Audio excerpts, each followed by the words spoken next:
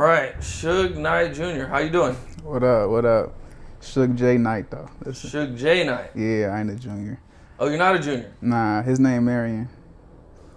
A while back, you shook the internet and made people start to question some things.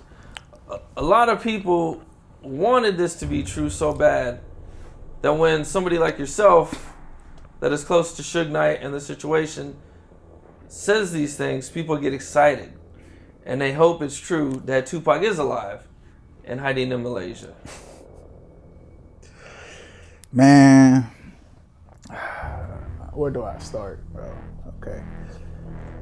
First off, I just wanted to apologize to Tupac's family because for one, he's my godfather. And two, it's just, I want to let the man rest in peace. That's what I want to say. But I didn't think at the time, I did a lot of growing up. So when I said that, mind you, this is already 3 years ago now, like 2018. And I didn't really have like a following or nothing like that. I had a cool following, but I didn't think my post was going to stop the world. Like I didn't think that was going to happen. And when people were just like, people just made more controversy. It's the internet. Then once it's out there in the internet, people put whatever it is to make shit sell. After that, all the controversy, whatever theorists, conspiracy theorists, was just making up articles with my name on it. That's why I pop up so much now, because it's like, it don't stop. I never kept it going. Nah, that wasn't my whole goal. I ain't no clout chaser. I'm just, I ain't gonna lie, I got too high, I smoked, and I was mad that this Tupac and Biggie documentary said that my dad killed Tupac. So I was just like, fuck it, you know what, man, Tupac's alive. And then I woke up and I'm just all over the whole internet. And I'm just like, damn, I don't even smoking anymore. Like I was like, nah. But recently, Lil Wayne has sold his whole catalog, the whole Young Money catalog. Something I've noticed in the past, I don't know, 2, maybe 5 years. I mean, it's kind of always been there, but lately it's been a much bigger deal. And a lot of artists have stayed independent. One of the main reasons is they want to own their masters. And it's been a big focus in hip hop. Even when King Von passed away recently, there was a headline, King Von owned his masters. His kids will continue to make money off of him forever.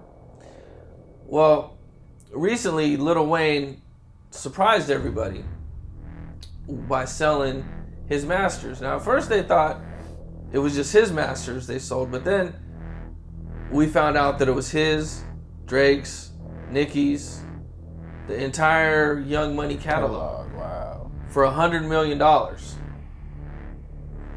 do you think about that? Think he made a great decision. Isn't he about to go to jail too, right? They haven't decided. I mean, he's looking at 10 years, but it's up to the judge. Man, it's his call. It's his business. You know what I'm saying? It ain't no predictions how, because COVID is still a thing. So it ain't no prediction how COVID is gonna allow entertainers to work. There's no concerts. There's nothing, just music sales and endorsements only. And like it's so far, concerts and touring was a big thing. So maybe he made the right decision for him. Well, I wanted to ask you one more question about the topic. How did your dad feel about the rumors that he killed Tupac? Oh, he don't give a fuck about the rumors. He don't even talk. That's why my dad don't even talk. He tells me like, man, people say shit to me all the time. I'm just now getting used to this whole fame shit, little shit, man. Cause I get mad. That's why I don't clap back and say mean shit no more to people, because it ain't really worth it. It's a business that you just gotta, like, when you out in the forefront, you can't be dwelling on little shit.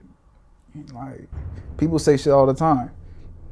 He just brushes it off. The Four Seasons still get bad reviews. We still go and pay that high price to stay there. We still go.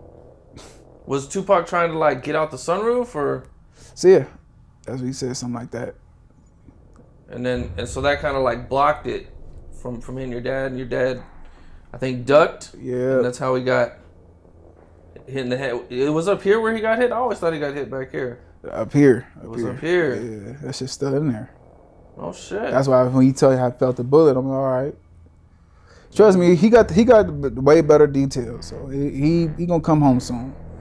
So yeah, I always thought it was just the craziest rumor that your dad killed Tupac. Cause in my head, I'm like, who would order a hit on somebody and be sitting in the car with them? I mean, shit, man. That's like the craziest rumor. Like I never understood that. Even as a kid, you know. I could just getting older and doing this industry stuff. I could just say this: the way for one, death row and my pops, he was one of the biggest black bosses to come up. Is it cool? Yeah. Cool. He was one of the biggest bosses to come up, you know, out of Compton. And he, you know, you think about it, he gave us all of our legends. Snoop, Dre, Pop, shit, he saved MC Hammer. He got all the stories. His story is crazy.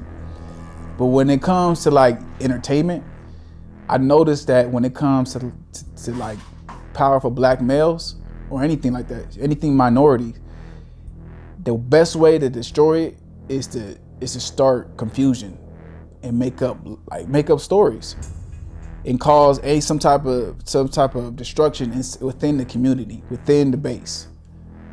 And that getting older, it's becoming more and more clear how, think of Malcolm X and Farrakhan. You know, I do my history and I think about it, and I'm like, man, if you don't know, if you're growing up black, you'll probably hear like, yo, shoot, Malcolm X and Farrakhan, it was the white man that got involved with that made them two kill each other.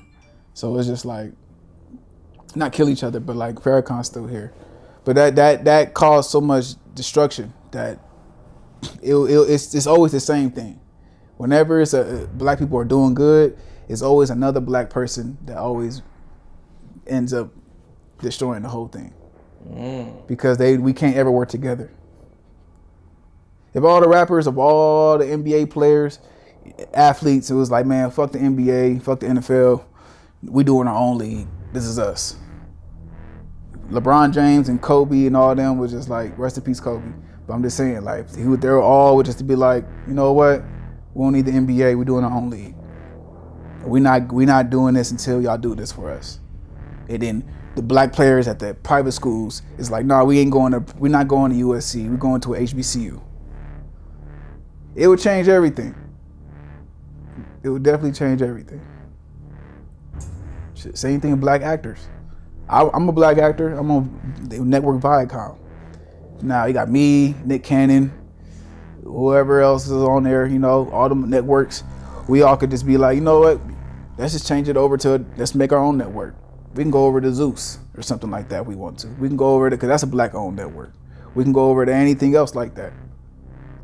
So I don't know, man, because when you do that, it sounds so simple, but at the same time, it's just like, I mean, to start a basketball network, that would be, you know, because you got to think the NBA evolved, you know, from what, I think 8 teams or 12 teams to start, you know, and then it was like, you know, over the years, you know, it took what's that, 40 years or 50 years or something to get where it's at. It wasn't, you know, it didn't start here, so it's hard, you know. Businesses evolve and get bigger, you know, and then the bigger they get, it's kind of hard to. It's hard for them. It's hard for them because people evolve.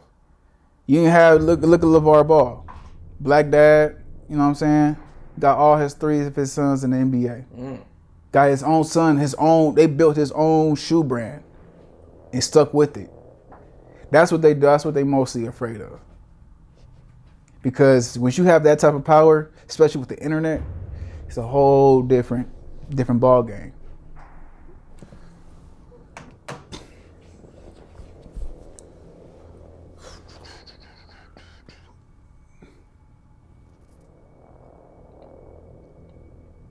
So I seen in one of a past interview where somebody asked you if you'll be in the videos. because your dad has that famous line Yeah. about, if you don't want the owner being executive being all up in the videos, come to Death Row. And I seen you were asked about that also, about being in the videos or, doing stuff like that. What do you feel about that? So I'm doing a video right now, bro. Like, I'm in the video right now. Like, I mean, it's cool. So you're just completely different then. You're gonna do your own thing. Yeah, I'm doing my own thing, but that's his quotes.